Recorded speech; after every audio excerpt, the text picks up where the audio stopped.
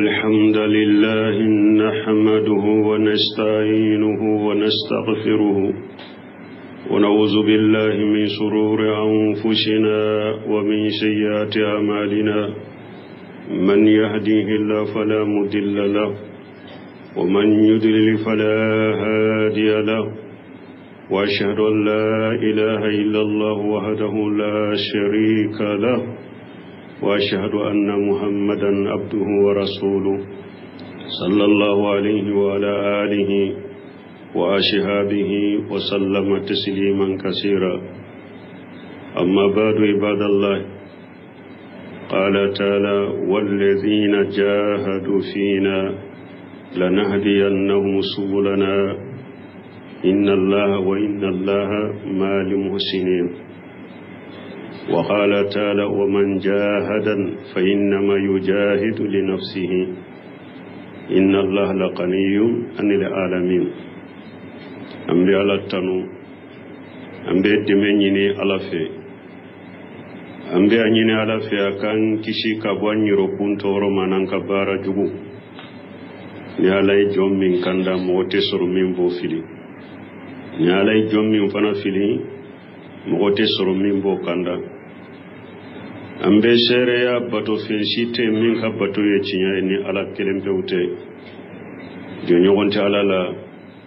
ambe sere ya muhammadu ala ka jondo ala ka cirendo kisini ne mabaka ana ka sego wana ka dunke wala ku kismin ka chapo sobe wote menen ko fe ala ka jon wala ko ka qur'ana bayin kono walladhina jahadu fina lanahdiyannahum subulana wa inna Allah la ma'al muhsinin ala ko akoni mugo mununya yere jija ka jihadu ke ka jugu jihadu mugo minyi yere kun jihadu mugo minyi shaytanu jihadu ne ala kama ne ala ka dina kama ne ala bulu tigila mugo mbu kanda katinga siratirele umma ala be fara mo nyuma undeka mugo munu nyana uni ala che unyana kata ala kaddan fi umma aya wore kono ala ko koni mugo minye iyere jija iyere dede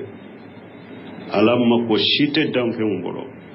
ala kari lembe kabo dan fi umbolo ni jianya na mayakono ni mugo minye jida jihadula ala ka jugula iyi jija ala batola iyaki yere balma o yere jija ani o cheshri ambo kalo kono de kalo tamfolo koni temena ambe tanchamanchela harbi hadamaden ku jija de beba ki yere de ilamu ayyuhal mu'minun anna allaha ajja wa jalla sara lana adaban نتأدب بها عند صيامنا ومن هذه الآداب الإخلاص في الصيام مؤمنون أكادوكو على يجوغو دو كم مسرياي أنك جوغو نويه أنك سومغتلا وجوغو دو يمونيه أنفل سومنا أنبي باتو منونا بسكون خلاص على كلمة تويه قال صلى الله عليه وسلم من صام رمضان إيمانا واحتسابا غفر له ما تقدم من ذنبه kidan ko ni mugo minye sungalo su illi mananeno naye ko ala de yaki ka fardaye jigi bala fana ko ala de bisara isara bagate foye ni alate junubu munun temnay bolo ika sumbe ke sababu ye uyafa ni sunkera ni dusun qalasi wa qala ta'ala wa qala tabaraka wa ta'ala fi hadithil qudusi ana aqina surakai an shirk man amila amala ashraka fihi ma khairi tarakituhu wa shirkahu aw ala ko jenyogo na ujera na beseka jenyogo na ne ala beseka jenyogo na nka jenyogo la kateme auka ni mugo ye bara do kenne alaye ala bara bato ye fengore farane ala ka o bato ina eni ka bara imbe ne ba betoy mana ne ala makoto bara la tukuni wala an kan duskun kala shalaye an ka sunna adabu fulana oye jumay minye fonnan shiriya aljud an suto sungalo en kono an ka fonnan shiriya an koke an kan tege foni an ka fonnan shiriya ke nin fonnan shiriya anin nin nyumaya ate komi konni mogo min kan nafolo kabo nafolo batigo abe wulu doronde ka mogo kelen kele shebo hakke min bila ko nyumaya ke kiden ka shebo tumbeta logo de logo ka fere nu yu yere balo boala to beta saragati kata logo nyini ka fere puru ka se ka saragati bo ukana saragati bo to nafolo tigu dorombolo anni ibn Abbas radiyallahu anhuma قال كان الرسول الله صلى الله عليه وسلم أجود الناس وكان أجود ما يكون في رمضان حين يلقاه جبريل وكان جبريل يلقاه في كل ليلة من رمضان فيدارسه القرآن فالرسول الله صلى الله عليه وسلم حين يلقاه جبريل كان أجود بالخير من الريح المرسلات نادي سبب بغاري كله Abdullah ibn Abbas alaka je kabo fula bema ako chirende tunye fonan shiriya kateme mogo peka mogo shite ko fonan shiri do kachide mo alede fonan shiriya kateme mogo peka chiren ka fonan shiriya tumbe wala gataka jidi sungalo kono wakati minani Jibril be nyogon kumbe nyogonya sungalo suwo su chiden ni Jibril tumbe nyogon kumbe nyogonya nube nyogon kala qur'ana la nabe chiden kala qur'ana la awa chide tumame ani Jibril be nyogon kumbe nyogonya fonnan shiriro kateme finye chide inga chiren ka fonnan shira kateli kata mugo makateme finye chide inga donc ninye sababu ye ninye koye komi ni ankan ka chide la daga ninna anka ke fonnan shireun kata balima fantawu sinjun miskinawu dina deme misiri mogo timmogo setugu kul jantone nade sunka adabu doye ninye anka ke fonnan shiruye anka suyin kono woye chiden kallada woye chiden katabolo ale de fonnan shire kateme mogo beka adabu sabana woye jumaye sumbaga ni suntondo mankanchama kele adabila chiden ko ni mogo min sunna hari ni mogo min nyinani ube ye kele nyini fe ikafu ne suntoro ne be sundela o hadisa nana qala ta'ala fi hadith al-qudusiyya kullu amali bani adama lahu إلا الشيام فإنه لي وأنا أجزيهم به الصوم جنة وإذا كان يوم صوم أحدكم فلا يرفث ولا يسخب وإن أحد ساتمه أو قاتله فليقول له إني امرؤ صائم والذي نفس محمد بيده لخلوف فم صائم أطيب عند الله من ريح المسك للسائم فرحتان يفرحهما إذا أفطر فرح وإذا لقي ربه فرح بصومه أخرجه البخاري ومسلم حديث دون حديث القدسية ألقوا كل عمل بني آدم له أكو هذا ما دم بارنيما كي إكا بارنيما إباكي يرد فسو وبكني على كلمة كل أمر ابن آدم له هذا ما دم بارك بك بارك يرد فسو سم بكني على كلمة parce que dusun kala min be sunna ani fana doni ke bawo doko ala ko sunya le tay munna hada made yomal khama do ka barajuma to bebe se ka di mugoma niye mugomu nun tonyo fosu wote di mugoma doko dia to ko ala ko sunya ale de tay barajuma be to yitai me sunya ale de tay awa ko sunya kotorode tangana sumbe hada maren tanga jiya kono ni sun kera ni dusun kala ni sun nyumai abi tanga kabo ala sosowla jinya kono sunye tangana de jinya kono abi tanga kabo junubu ni ala sosowla yomal kama do sumbi tanga kabo janaba ma awa ala ko hadisul qudsiya kono akona dola kelen sunna domi ni mogo do yinani ka kuma jugu fuye ube mogo do ye kelen yini fe ika foy a ne ye mogo de nebe sundela de nebe sundela nete kele yoro labbi nete kuma yoro labbi bi mimbe aton neti jabi mimba ton tikele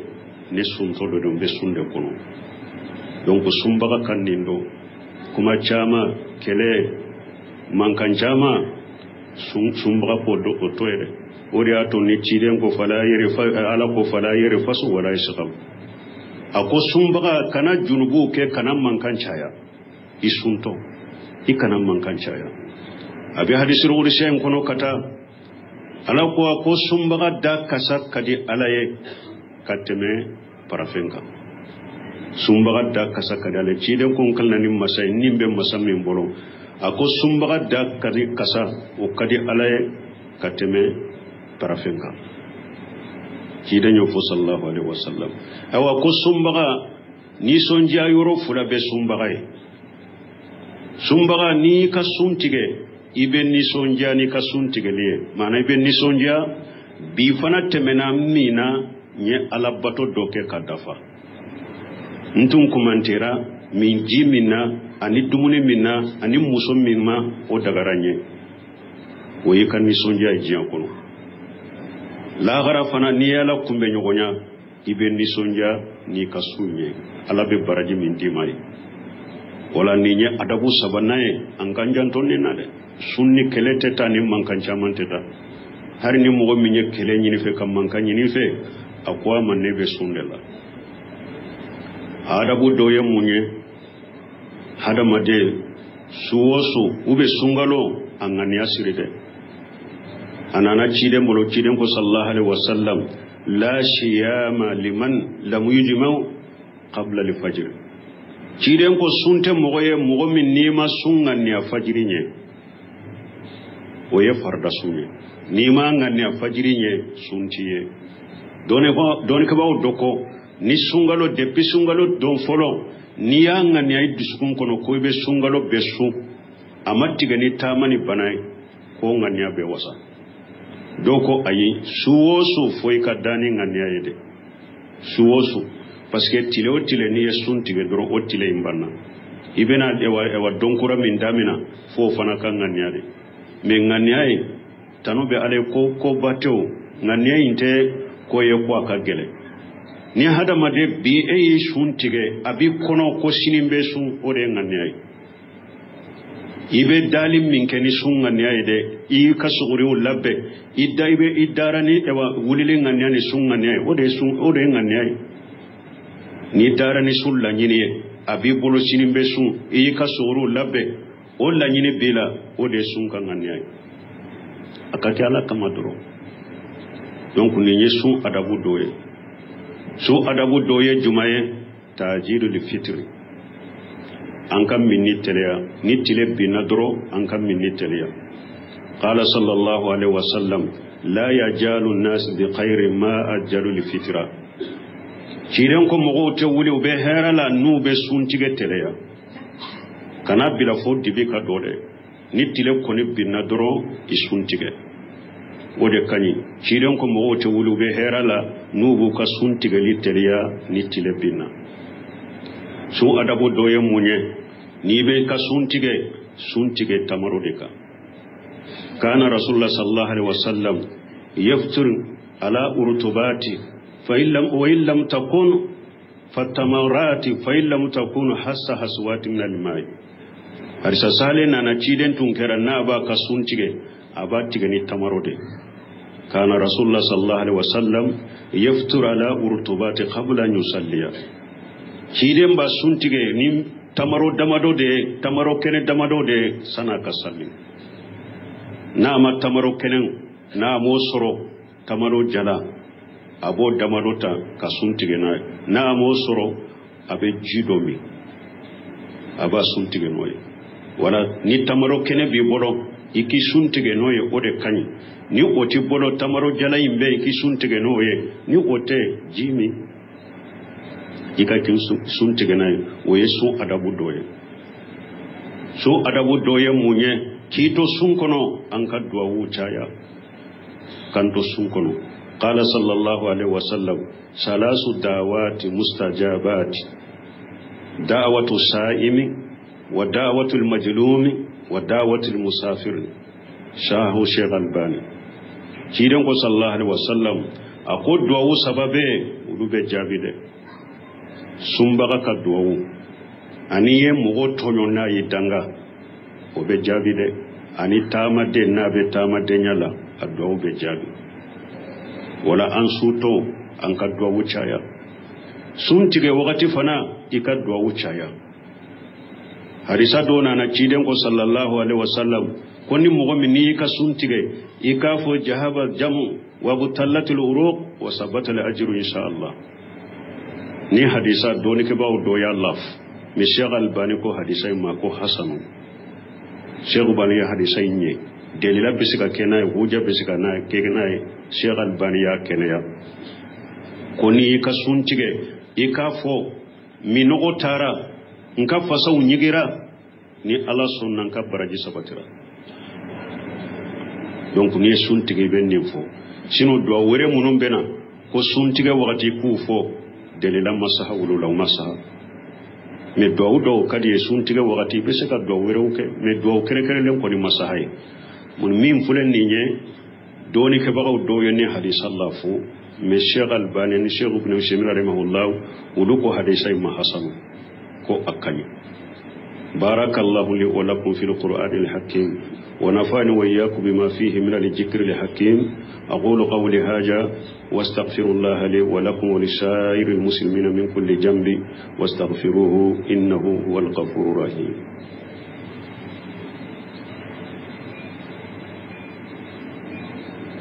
الحمد لله رب العالمين والصلاة والسلام على نبينا محمد وعلى آله وصحبه وسلم تسليما كثيرا.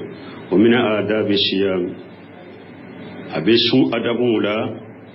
كثرة قراءة القرآن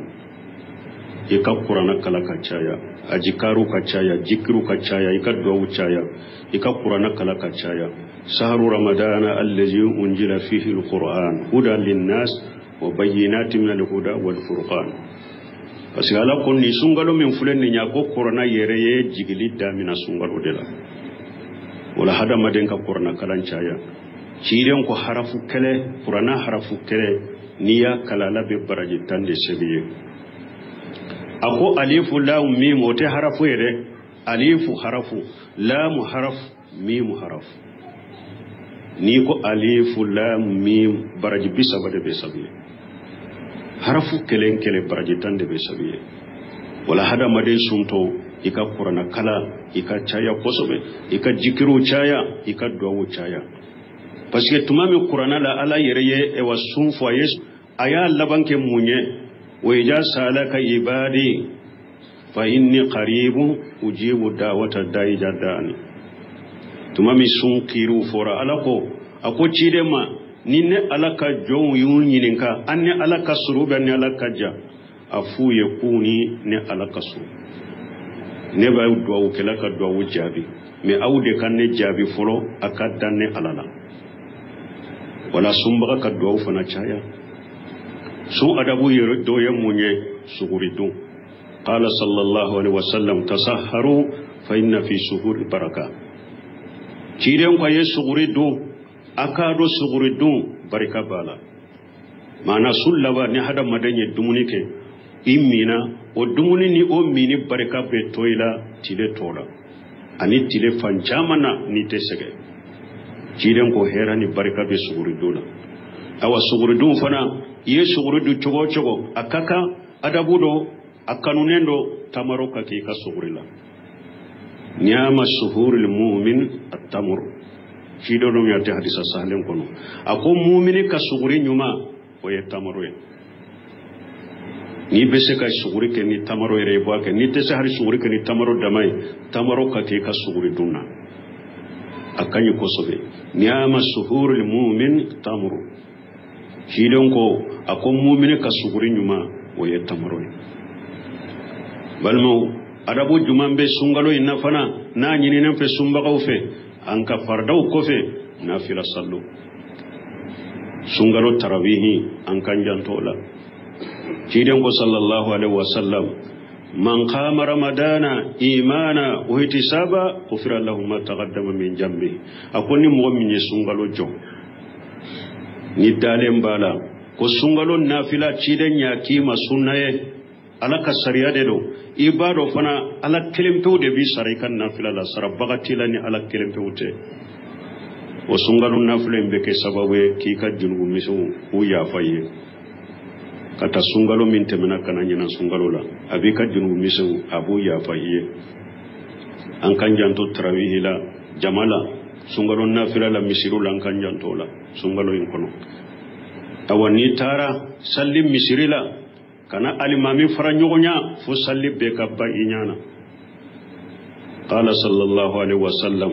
man qama mali iman hatta yansarifa kutiba lahu qiyamul laylati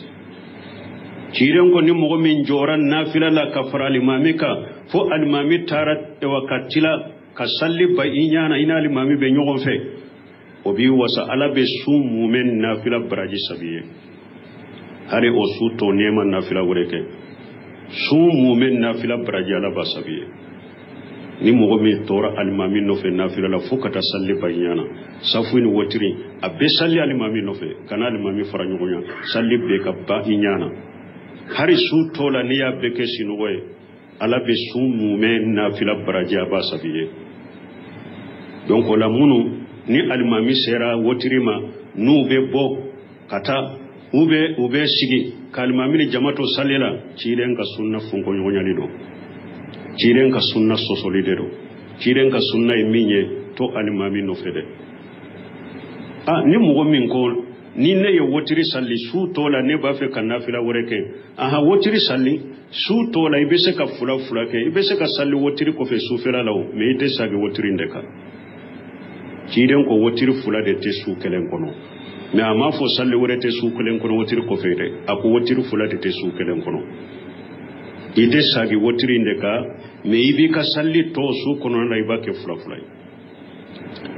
ube doni ka ba ya yira ni mo min ba fe yere mbin ka su wa sufen na filam minke tarawih ko fe su kono na ba fe kalaban ke wotiri do wotiri la almami no fe me ka doni fulanga ni almami wotiri ka yes salamu bila kana salamu bila ka wuli ka kelen faraita ka kera fulay bolo su labai bi ka wotiri salli ni bebenya su tola fana ni ma fo fe salli fana nya fo chogo mi su mu men braji sabira ye hadisa ngoso wala mo kan ni adabu fana kurosi akana bo misirira kan mamini jamato salli la salli be ka ba awunyana na kariya su tola wotiri sallen ko fe fula salli kana saga wotiri ka na kariya yi ka wotiri ke fulaye su tola su laba ibe ka wotiri salli nimbe ye sunna doye bal mo min yini ne fu ando adabu ye jumaye su adabu ye jumaye tarawih adabu ye jumaye an kan yire korosi yire jirala an ka sallula an kalanto ni jamaye almamiyala duawula an sallito an kan janto yire la de an ka duskun kala san kan yire kuro san ka salli kono anana abu sayyid al-khudri boro qala kharaja alaina rasulullah sallallahu alaihi wasallam wa nahnu natajakalu al-masih ad-dajjal faqala sallallahu alaihi wasallam ala ukhbirukum ala unabbiukum bi aghwaf ma aqafu alaykum min al-masih ad-dajjal qulna bala qala sallallahu alaihi wasallam ashirku al-qafi an yaquma rajulu يصلي فيجين صلاته لما أرى من نجر الرجل إليه أو سر قدرك دون لا كوتشيدم بورا كان علوما ياسر علوما دجالي كوفولا باكي دجالي كوفو شيرم كو يالان كو كبارياوا نبسرم منتون نكو دولا وكاجوغو دجاليه mbesiram manto ni kodoye o kajugu dajaliye nko fwa wewa sheba ko ciiden ko fulanka fo ya dogole musiriki ya dogole o ka jugu dajjaliye ako musiriki ya dogole nya munye ciiden ko mugo ebe wuli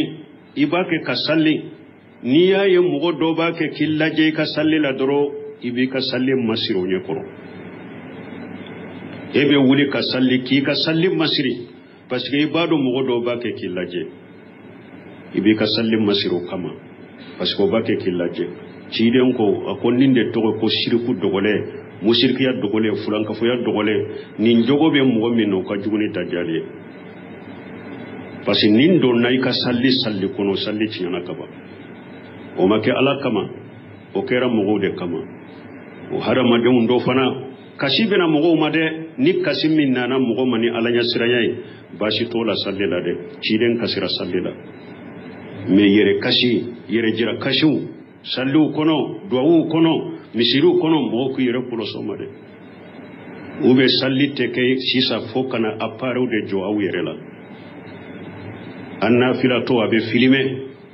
jiya nya bala mugo werew nya bala hari nafila kofe o kasetu beta kafere mugo makadi mugo mo bellaje mugo ku yere poloside setane be don nunun kono yere jiya be don nunun kono hada maden ki yere polosi nunuma mugo ye apare sigi yere la ko ebe salli sikatala ibi kanye parce que yere bado mugo de bena lamme ubi ka salli chogo nyede parce que yere bado mugo de bena laje mugo de nyabala ibe do ciden ka risa kono de ako muhada madembe wuli ka salli bi ka salli masri parce que bado ko mugo do ba ke kikalla ikilaje ibe ka salli masiro kama ciden ko de shirkul khafi apare telewu fiu kushigi misiri kono apare usigilembe e nyala ibe karawna urukuni fiu aya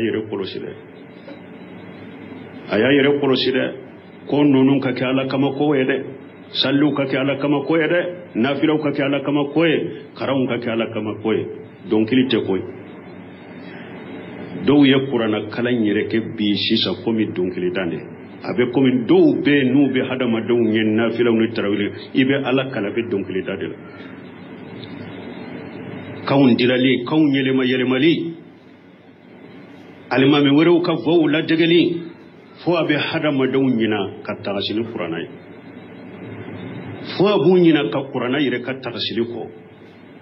balwa nonu nye kowe setane ka jawndo do na yudo silamaw celade an kan yere koroshi sallu ka ki alakama yere jira kana yuyi ula nka salli be kin kan nafila ye o kana yambolo de ake ala de kama nka kala beka me nka duawu akata beka me yere koloshi de nu dowu ye duawu kono to duawu tani mugo ye sisa be se ka militi bi sabake duawu la mugo segele atebila kuma sugube be do duawu yin kono arabu kangiri mawni fe umbeta ko bila duawu yin kono kawumbe yere duawu yin kono nimbete sungalon nafila adabuye duawu foni ka kam sempule doni ka bawo ke ka duawu kala komi qur'ana kala njogo ka tajwidi uko o yere bidiyai ko ibe duawu kala komi be qur'ana kala ka tajwidi chogomi uko ye bidiyai ka duawu fana janya o ye bidiya wore duawu lo khonoto bidiya fula bese ka yala alimamu do bolo kanyere yere leni ka ke komi donkilini qur'ana kala o ya damana bidiyai ka janya o ya damana bidiyai oda to doni ke banyuma uko duawul qunutul watri ikanka ke ibe ewa I watri la iye fatiha min kala watri la ka qul huwallahu ahad min daka ko duawin ka ke ko mi wonyo gona do ko français nyogona ko wasara ika watri la fatiha min kala na ka qul huwallahu ahad daka fatiha kalan ani qul huwallahu kala français hake o ke duawu la doro o be wasake me duawu jamba janko wotiri duawu abena wakati timi abasoro jama segena donc ayem mo lafia alimamiu achama ayem mo lafia awire ka dina famu folo aka ko ke ala kama koye aka ko ke ni duskun kalasiye ayere ka dina nyanyini kitabu nyuma ni doni kiba nyuma ni hadisa sahalewuna aka dina nyanyini ake chogo nyuma aka ke ni jamai ode kanyi ala ko kanye ربنا آتنا في الدنيا حسنة وفي الآخرة حسنة وقنا عذاب النار ربنا لا تزغ قلوبنا بعد إذ هديتنا وهب لنا من لدنك رحمة إنك أنت الوهاب اللهم اجعل الإسلام والمسلمين وأجل الشرك والمشركين ودمر أعداءك أعداء الدين برحمتك يا أرحم الراحمين وآخر دعوانا الحمد لله رب العالمين.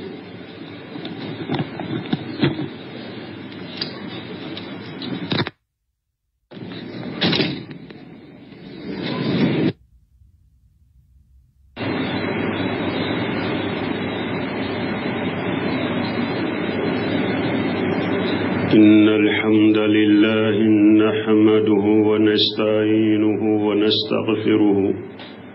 ونعوذ بالله من شرور أنفسنا ومن سيئات أعمالنا من يهديه الله فلا مضل له ومن يضلل فلا هادي له وأشهد أن لا إله إلا الله وحده لا شريك له وأشهد أن محمدا عبده ورسوله صلى الله عليه وعلى آله وأصحابه وسلم تسليما كثيرا أما بعد عباد الله قال تعالى والذين جاهدوا فينا لنهدينهم سبلنا إن الله وإن الله مع المحسنين وقال تعالى ومن جاهد فإنما يجاهد لنفسه إن الله لغني عن العالمين أمبي على التنو أمبي دميني على في أمبي أنيني على في أكان كشي كابوان يروكون تورم